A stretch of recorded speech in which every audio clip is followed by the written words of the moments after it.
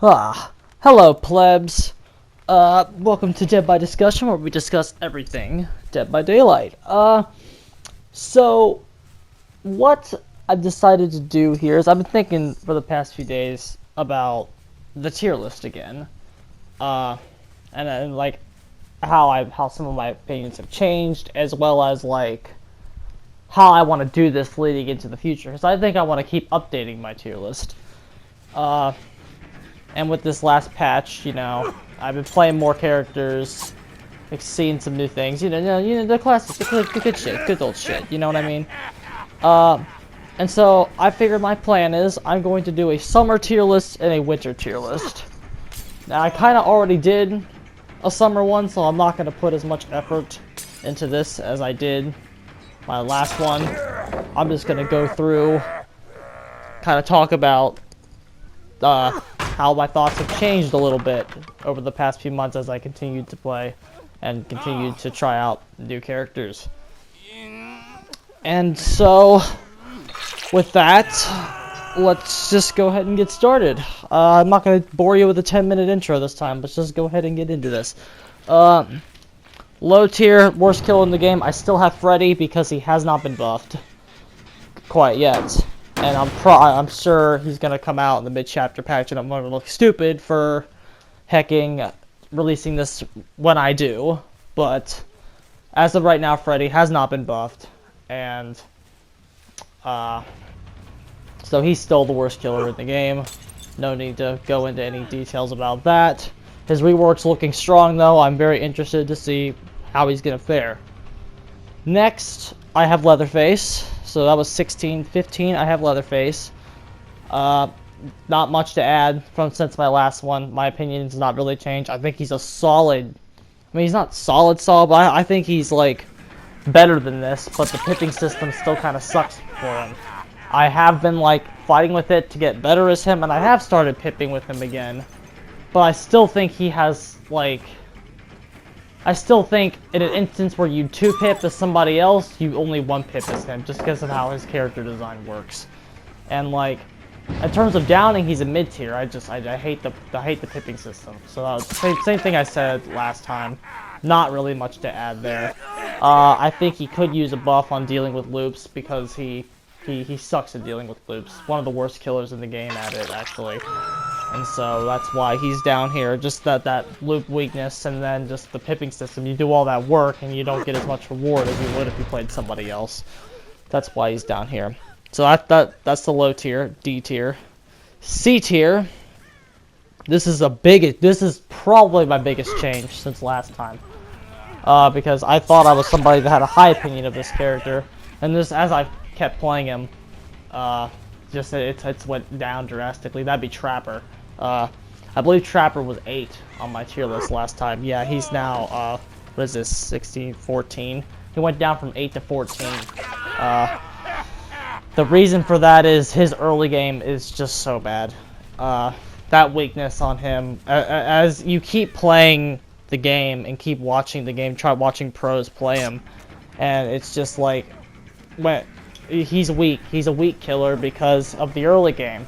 And if this character to get started a little bit faster, I don't think he would be as bad as he is. The whole disarming thing also sucks because it barely, I mean, unless you're bringing add-ons, of course, the base disarm time is just really bad. And they can just completely shit on you in times where they shouldn't be able to if you don't bring those add-ons. But you have to bring add-ons to set up in the early game. So, and like, there's some things that this character needs in his base kit that he just doesn't have. And in order for this character to see more viability, he needs some more things in his base kit. For example, I think the biggest thing that Trapper needs in his base kit is more traps. The fact that he can only carry around 1 in his base kit is really bad, and it's really holding him back. I think Trapper needs at least 3 traps at the start of the match, and he should be able to pick up 2 more or something. He needs an early game buff desperately, and if he is going to see any kind of play, he needs that early game. He needs that early game buff, and like his better add-ons are the ones that allow him to set up faster. And if we could just work in better early game into his kit, it could help us run some disarming add-ons and like other stuff that make him kind of a bit harder to deal with. So if Trapper, he's such a paradox, because if you try to close one hole, another hole opens. Like if you run increased setting speed and the fucking trap bag, so you can have like the fastest early game you could possibly have with this character, it opens up the, well, they can just disarm your trap in a whopping 2 seconds and they're easy to spot. So you have to sacrifice some of your early game speed to cover up one weakness, but they'll then just exploit the other, where if you do an early game setup along with that with slower disarm time, your traps are more visible. So they might they'll pick the time to disarm them, or they'll just not see them at all. But again, if you run them dark, then if they're found, and like survivors that like are experienced against the character know where the traps are, usually like they'll all make sure the killer shack's always open. You know, stuff like that. Just continually waste your time. Just going back and forth, just picking the moments, making you waste your time. Like, there's so many things that the survivors can really control the pace of the game against Trapper, and I think that's why I've lost a lot of faith in him since my last tier list. So it's very sad, because I like the character, and he's on the cover of the game, and I'm a big fan of like set play shit like that. So I like the character, and I want him to get buffs, but he needs some more stuff in his base kit. His base kit is extremely limited, and I think that's really holding him back. So 16, 15, 14, 13, I have Wraith. Again, not much to add, except for the fact that there was one thing I was wrong about in the last video. I think it was a glitch, where I was hit by a pallet and it didn't work. The pallet didn't work when I was cloaked. That can happen. I figured that out the hard way. And if you get stunned while cloaked, it's even longer, the stun is. So that actually fucking sucks. I think that might be an interesting buff you could give Wraith, though. Immunity to pallets while cloaked. That might be an interesting buff. Or just, you know, faster uncloaking speed. I don't know. He's a bad character, but not much to add since last time. I still do think he's kind of underestimated, though, because I still think his add-ons are really nice. But, you know, he's not the greatest in the game. We all know that. At number 11, we have Plague. I still think Plague is limited. She didn't get any buffs since the last time, and I still think she has the same problems as last time. And the fact that as I watch more red rank games, like, the survivors don't even cleanse against her, so they don't even give her Corrupt Purge ever. And I think that's something, if we're gonna make Plague work and make her go off, that's something she needs. Plague needs an increased effect of sickness, because survivors have shown that they obviously do not care about the broken status effect. And if you're going to make Plague work as a character as she was designed to work with the Corrupt Purge and all that shit, if you want to make this character work, you need to make broken mean more. Because right now it just doesn't mean anything to the survivors. They will gladly just play the match broken. They don't care. Which, and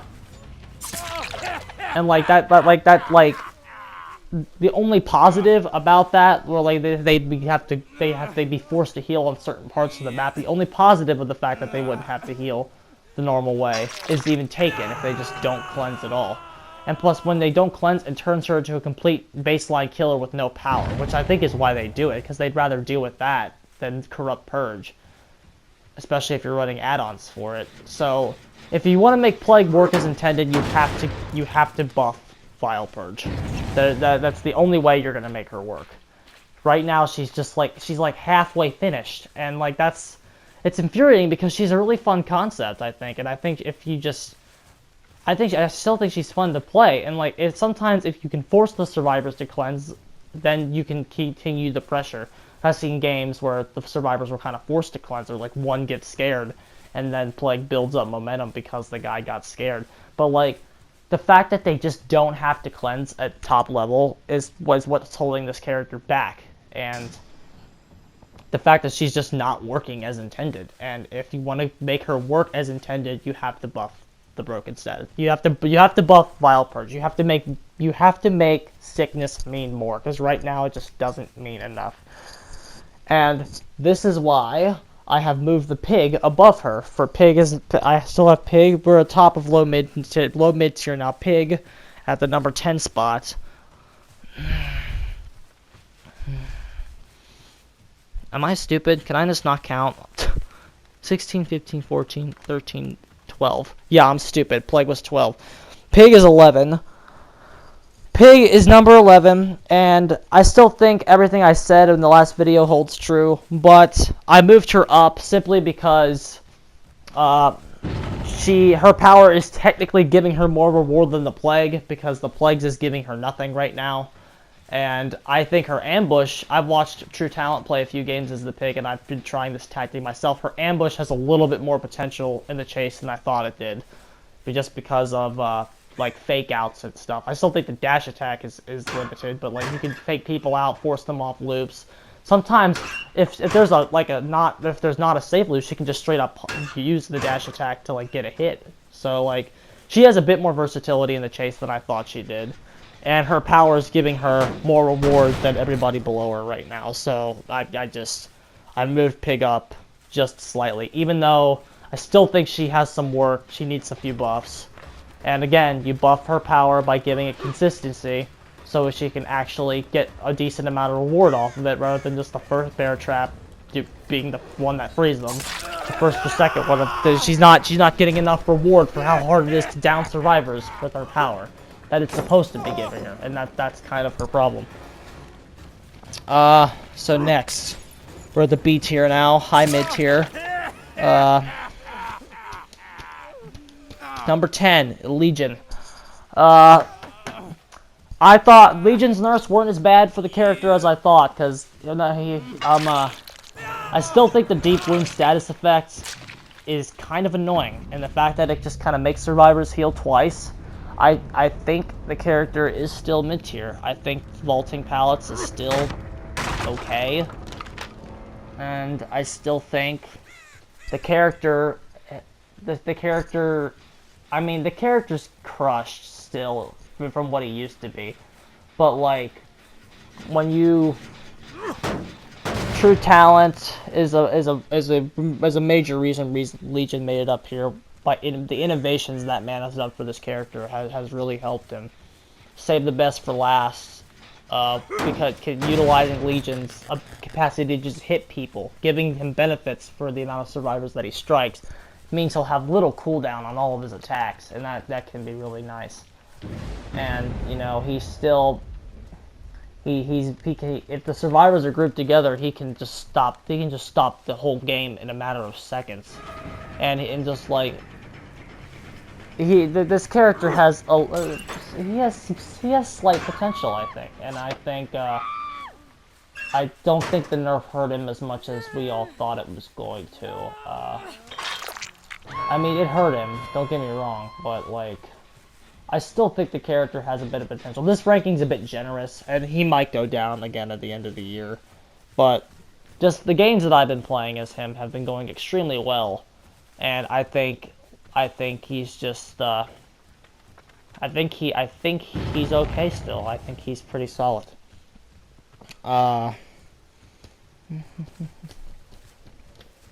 Number 9, Doctor. Doctor, he's still a solid dude. He's still just a very solid character. He's Mr. Mid tier.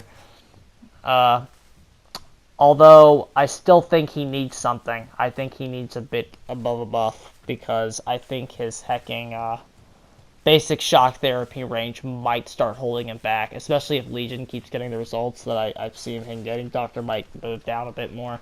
The base shock therapy range is just too small, and that's always the add-on I find myself bringing, just to like cure that, because the base shock therapy range is really fucking bad.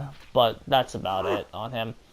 Other than that, same thing as last time. Just he's very good at the loops. No, I mean he's very good. He's not very good at loops. Don't listen to me there. He's good at, you know, stalling the game, and he can use that power to get some cheeky hits if the guy actually knows what they're doing. And I think he gets a lot of benefits from his power, so once he works for all those benefits, I think he can apply lots of pressure. And I just think that his power may be hard to set up, but like it does give you quite a lot of benefit if you can get it set up. Next.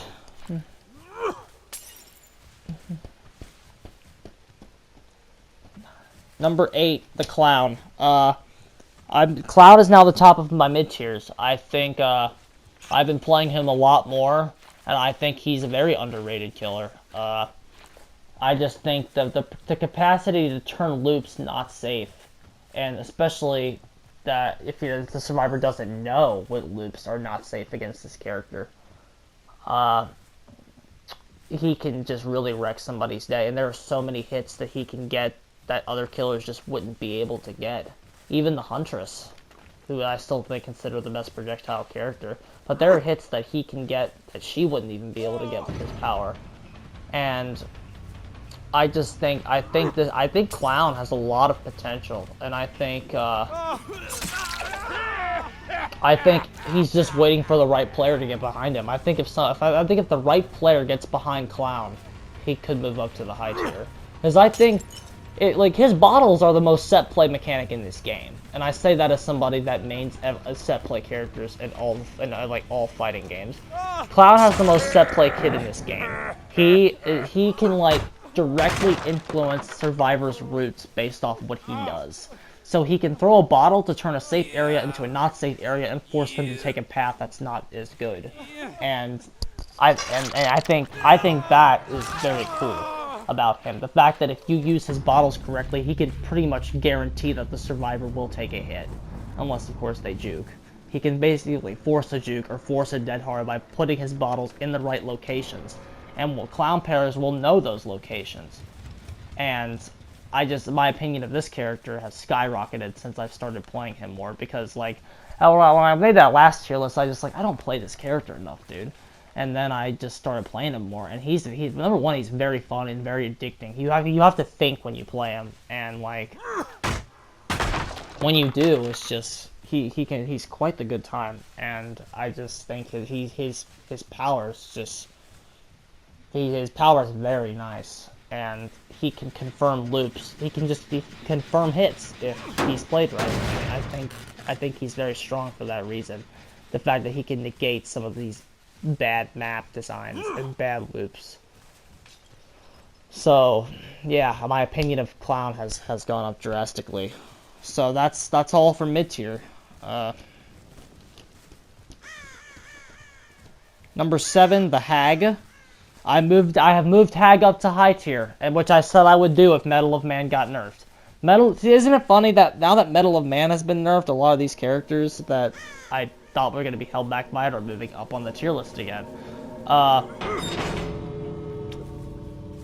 Hag, I said I would move her up to high tier if Medal of Man was nerfed. I just said that, but yes, I did. I now consider Hag a high tier character because her one major weakness was this Medal of Man 4 times a match is now gone, and I still think she's the worst high tier, just because I think she has the kit that can be the most negated at top level. But I still think her kit going off, and the fact that if you just be random and sporadic with her, you just don't really think as much about what you do. I think that playstyle can very much benefit her, and just put them in places where the survivors wouldn't expect them, and you can score some nice first hits. So I think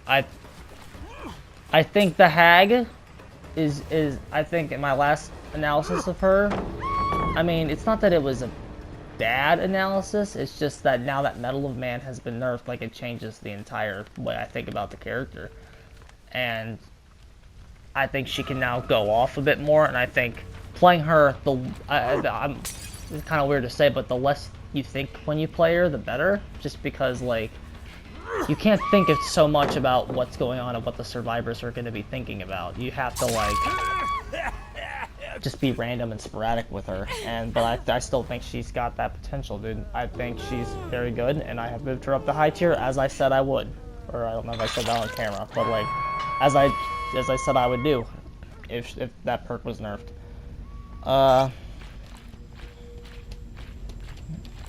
Number 6 is Huntress.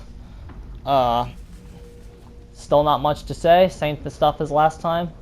This is when like the top tiers have not shifted very much. So Huntress, basically the same thing as last time. She's still the best projectile character. Just everything I said about her last time still is how I feel.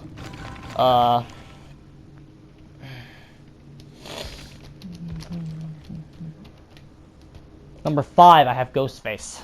Ghostface, new boy, causing lots of controversy with how viable he is. I think Myers and Ghostface are kind of echoes for each other, so you could flip them or put them in the same spot. I have Ghostface just a bit below him because I am a Myers boy at heart, and I think Ghostface has a few things going for him right now, just in that he's the new boy, and like we're still all figuring out how to kind of play against him, and he cuts out Myers' early game weakness, which is what I think which are the 3 major things I think he has going for him right now. But the fact that he cuts out Myers' early game weakness and it's just a pull power as soon as the match starts, I think might make him better than Myers in like a little bit. I'm still giving Myers, I'm calling it the veteran's edge, just because Myers has been here longer. The dust hasn't really settled on Ghostface coming into the game yet, so I'm just assuming he's going to get slightly worse over time. If he doesn't, he might pass Myers by the end of the year, but I'm just giving Myers like a veteran's edge, and because I made him, so I'm slightly biased.